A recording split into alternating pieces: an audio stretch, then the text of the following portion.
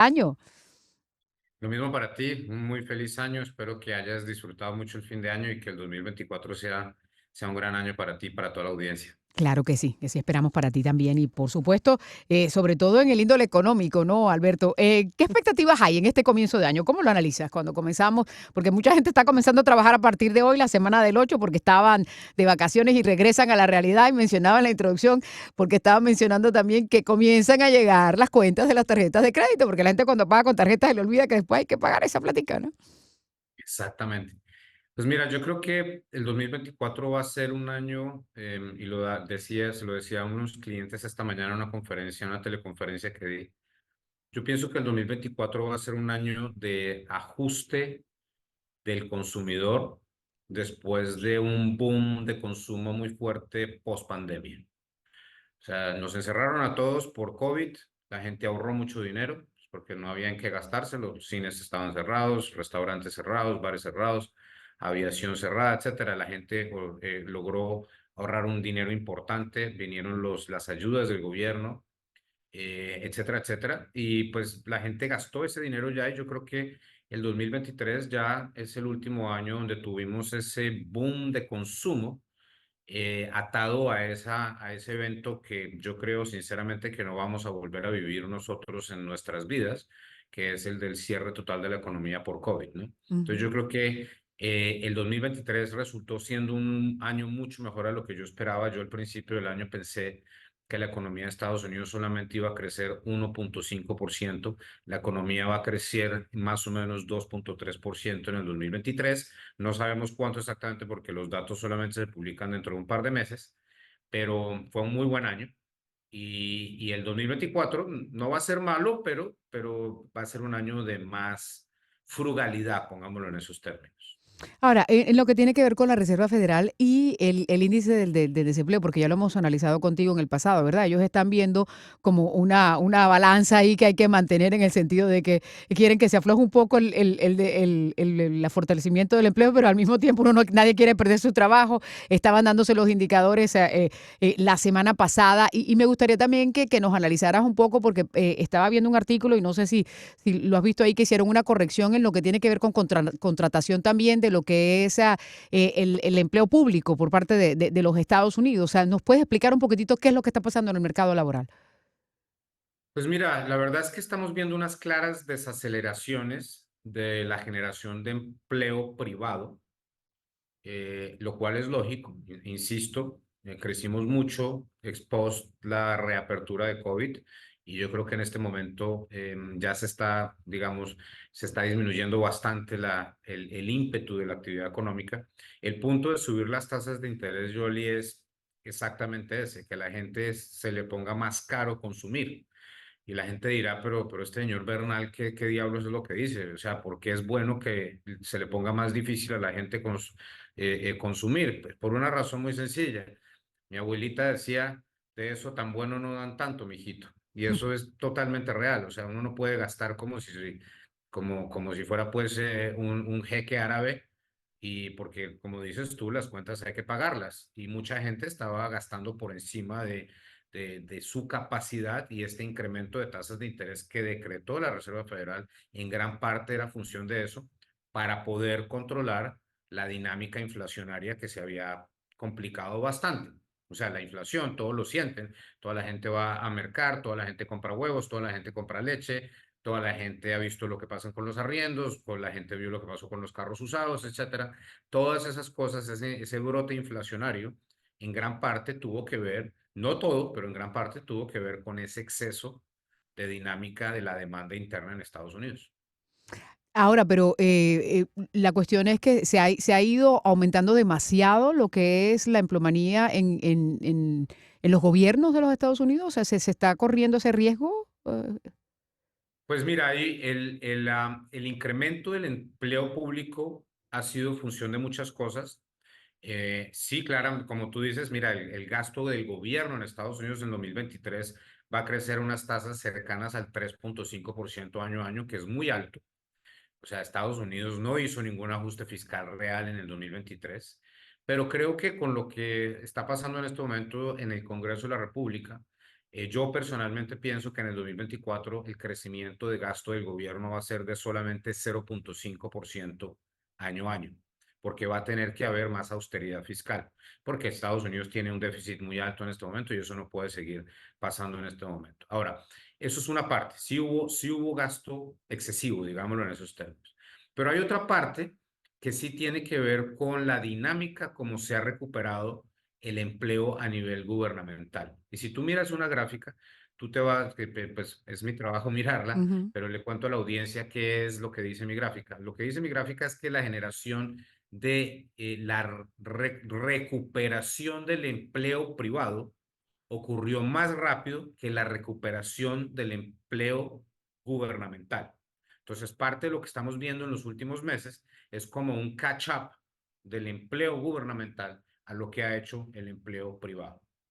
Ahora, mencionabas algo que también está preocupando en este 2024 a muchos analistas y es ese déficit que tiene Estados Unidos, esa deuda que tenemos que alcanzó los 35, ya eso no cabe ni en ninguna otra parte, ¿no? Porque hay un reloj que la está monitoreando y decía que esto, la capacidad de endeudamiento de Estados Unidos podría seguir corriendo peligro en ese sentido si no se logran hacer los correctivos, entre otros la reducción del gasto público, tendría que buscarse algún mecanismo para generar más ingresos, que sería a través de aumento de impuestos, que es imposible en un año electoral. Y dicen que porque esto le costaría más al Departamento del Tesoro poder prestar ese dinero que se necesita para el funcionamiento. ¿Cómo es esa dinámica? Pues como tú lo dices, es una dinámica complicada porque, pues, nuevamente, a ver, ¿qué está pasando en este momento en Estados Unidos para que para que la audiencia nos entienda? Ujú. Yoli, tú, una familia, supongamos que una familia del común recibe eh, eh, $50,000 en ingresos al año, ¿cierto? Y se está gastando $54,000. Tú recibes 50, gastas 54. ¿Qué quiere decir eso? Esos 4,000 adicionales de gasto tienen que salir de alguna parte. Entonces, o la tarjeta de crédito, o tú le pides a tu primo, o a tu hermano, o a tu papá, o a tu mamá, que si te ayudan un poco, etcétera, etcétera. Pero eso es un tema que tiene una fecha de vencimiento, Yoli. Porque si yo te pido a ti, oye, Yoli, por favor, préstame $2,000 para este año, y tú dices, sí, yo te presto porque yo creo que Alberto Bernal es una persona seria. Al año siguiente vuelvo a pedirte otros 2,000. Pues tú dices, qué raro, me está pidiendo ya dos seguidos. Y después al año siguiente otros 2,000. Entonces tú dices, no, este tipo es un mala paga y yo no le vuelvo a prestar. Es exactamente con los países. Si los países no corrigen su futuro fiscal, en algún momento la gente les deja de prestar. Ujú. ¿Por qué no ha ocurrido eso en Estados Unidos? Por una razón muy sencilla, que es que Estados Unidos sigue siendo el papá de los pollitos, sigue siendo la economía más importante. Entonces, digamos, yo creo que la gente ve a Estados Unidos y dice, bueno, está un poco sobreexcedido en este momento, quizás está comiendo un poco, mucho, ha perdido ya no está tan fit el país, pero bueno, démosle un par de años más. Pero si esto no se comienza a corregir ya mismo, yo sí creo que en el futuro, ojalá pudiera saber cuándo, o sea, yo te podría decir 2026, pero eso es como pues hacer una apuesta de si en el 2028 llegan los marcianos y se acaba el mundo. Entonces, todas esas cosas son imposibles de predecir, pero lo que sí es claro es que la dinámica no es positiva y van a tener que haber correctivos en algún momento. Y ojalá, entre más rápido, pues mejor para el país. Claro, ya no se puede seguir pasando la pelota a la próxima, a la próxima, a la próxima, porque va a llegar un momento en el que alguien tiene que tomar las decisiones. Ahora, como estamos en un mundo globalizado y analizábamos el crecimiento económico de los Estados Unidos, sin embargo, la perspectiva en otros países no ha sido como tan alentadora y quizás el caso concreto, el de Alemania, ¿verdad? Que está pasando bastante mal. Ahora parece que en Francia también acaban de hacer un remesón de gabinete ahí. ¿Cómo ves la situación y en el marco de lo que pueda influenciar también a nivel nuestro aquí? Pues mira, todos los números que miramos nosotros los analistas para hacer predicciones sobre qué pueda pasar con la economía global, los datos industriales que están saliendo de Europa no son positivos. ¿Por qué es importante eso? Porque es que la economía de Estados Unidos es una economía mucho más de servicios y de tecnología, de inteligencia. La economía de Europa sigue siendo mucho más dependiente de la industria. Y a Europa le fue muy bien post pandemia porque toda la gente quería comprar productos que en cierta forma tienen que ver con la economía europea. Alemania es un gran productor de productos, de carros, electrónicos, etcétera, una cantidad de procesos que pasan por Europa, pero cuando la gente deja de consumir en productos, que es lo que hemos visto en los últimos trimestres, o sea, la gente está gastando menos en carros, menos en casas porque están muy caras, y lo que está gastando, lo que está gastando más que todo en servicios, pero ya se está comprando un computador nuevo, un televisor nuevo, etcétera, porque todo eso se lo compró durante la pandemia, entonces, ¿para qué cambiarlo en este momento? Los indicadores líderes sí muestran que el crecimiento de la industria está en territorio negativo en Europa en este momento. Y al ser tan importante la industria dentro de la matriz económica de Europa, pues es muy probable que veamos una recesión en Europa. O sea, yo personalmente pienso que para el segundo trimestre del 2024, Europa está oficialmente en una recesión, pero va a ser una recesión leve, porque tampoco tenemos un problema de desbalance económico gigante como sí lo teníamos en el 2008, donde básicamente tocó tomar una medicina mucho más grave para tratar de controlar los procesos de exceso de consumo, de inversión o de lo que está, o de actividad, pues, que es las razones por las cuales siempre tenemos recesiones. Ujú. Ahora, y en lo que tiene que ver con nosotros aquí, ya nos tenemos que acostumbrar con con estos precios que hay ahora, es decir, esta inflación que tenemos ya está como que, la palabra es embedded en inglés, pero ya está como asimilada dentro de la economía nuestra aquí, sobre todo a nivel local, que nos ha tocado absorber todos estos ricos que han venido a vivir al sur de la Florida. Pues mira, aquí hay un tema que es muy importante repetirlo, que es un tema técnico, pero hay que repetírselo a la audiencia porque a veces esto no queda muy claro. El Banco Central de Estados Unidos es un banco que busca la estabilidad en la inflación y que la inflación esté más o menos alrededor del 2% en una forma consistente, 2% año a año. Ujú, ¿Qué quiere decir eso? Que al 2%, si tú creces algún 2% año a año, los precios van a subir.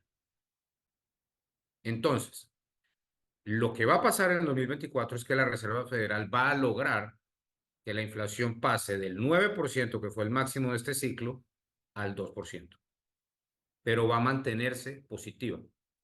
¿Qué ujú. quiere decir eso para las personas que nos están oyendo? Que desafortunadamente el nivel de precios de un activo no va a bajar. Lo que pasa es que va a comenzar a crecer menos. No sé si queda claro. O Sí, sea, sí. la inflación no es la inflación no es que un galón de leche cueste $6. La inflación es que un galón de leche cueste $7 mañana cuando hoy costaba 6. Pero si cuesta 6 durante un mes entero, pues la inflación fue cero. Se estabilizó ese precio, sí. Como uno se ha ido acostumbrando a pagar la gasolina, hace años era 99 centavos y ahora 3, 4, 5 y ya llega un punto que de ahí no baja, ¿no? Puede subir y todo, pero de ahí no baja, más o menos así como para entenderlo. Eh, y, Sí. Finalmente, Alberto, y agradeciéndote como siempre que estés aquí con nosotros, ¿cómo ven las cosas en Argentina? Porque como todo el mundo está con la expectativa de lo que puede pasar con las medidas que viene a adoptar el presidente, porque hoy oí un titular decir que todavía no se descarta la dolarización, a pesar de que mucha gente dice que eso es casi que imposible. Pero ¿cómo ven las cosas? Mira, yo el otro día estaba en Nueva York en una conferencia y un analista que es muy amigo mío de Goldman Sachs, el que maneja la economía para Latinoamérica, Ujú, dijo algo que me pareció muy inteligente.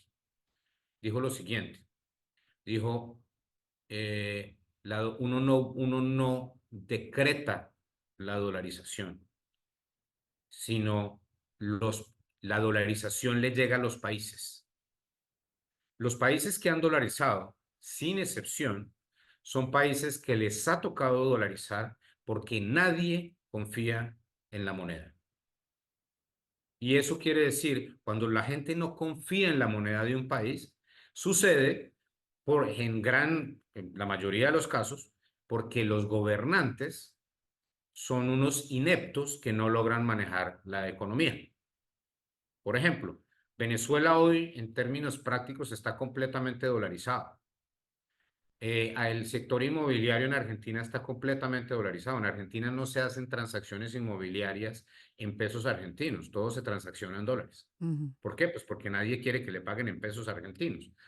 Entonces, lo que es una realidad y que dice mi ley totalmente cierto es que el Banco Central de Argentina, bajo los gobiernos kirchneristas, perdió toda la credibilidad del mundo, porque el Banco Central de Argentina lo que hacía era girarle al gobierno para que el gobierno le diera subsidios a 19 millones de argentinos que muchos de ellos necesitaban, sí, en alguna clase de subsidios, pero en Argentina está la cacofonía de subsidios que es ya ridículo. O sea, es un país que está totalmente adicto a los subsidios. Y cuando tú haces eso, porque el gobierno es demasiado grande, pues entonces el gobierno maneja conciencias a través de eso. Entonces, para mí, digamos, lo que está tratando de hacer mi ley es corregir un problema brutal cuya génesis es décadas de manejo ridículamente malo de la macroeconomía, porque los Kirchner